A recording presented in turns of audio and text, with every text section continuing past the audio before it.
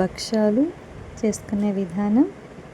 దీనికి కావాల్సిన పదార్థాలు: వేరుశనగ గుళ్ళు, బెల్లం, గోధుమ పిండితో చేసుకుంటున్నాము. దీన్ని వేరుశనగ గుళ్ళు ఇలా వేయించుకోవాలి, సిమ్లో పెట్టి వేయించుకోవాలి.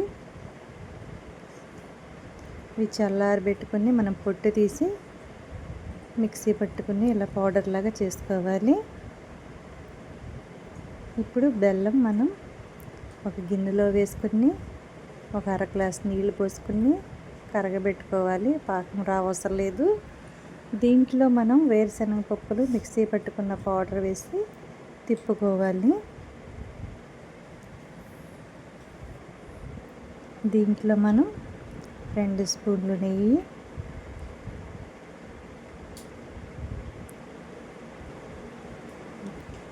వేసుకుని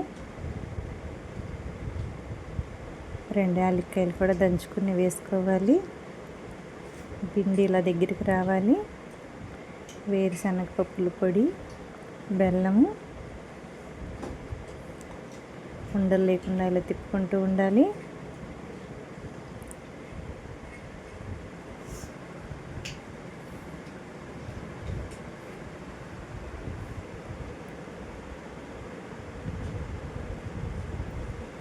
ఇప్పుడు గోధుమ పిండిలో మనం ఉప్పు, మంచి నూనె వేసుకుని ఇలా రొట్టెలాగా చేసుకోవాలి. దీంట్లో అర స్పూన్ పసుపు కూడా వేసాం. మనం ఇలా పిండి పిసుకుని మనం అరగంట ఉంచుకుని ఇలా రొట్టెలాగా చేసుకుని బెల్లము, వేరుశనగ పప్పుల పిండి ఉండలాగా చేసుకుని మధ్యలో పెట్టుకోవాలి. ఇలా గోధుమ పిండితో ఇలా చుట్టూ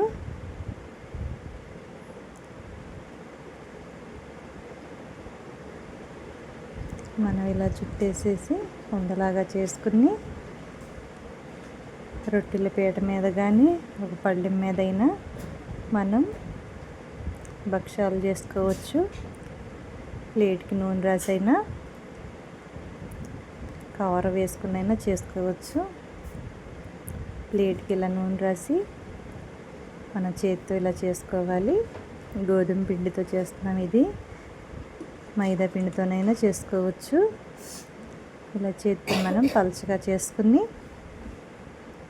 పెనం మీద వేసుకోవాలి. ఇలా 2 వైపులా మనం వేయించుకోవాలి. 1 స్పూన్ నెయ్యి వేసి వేయించుకోవాలి. భక్ష్యాలు రెడీ అవుతాయి.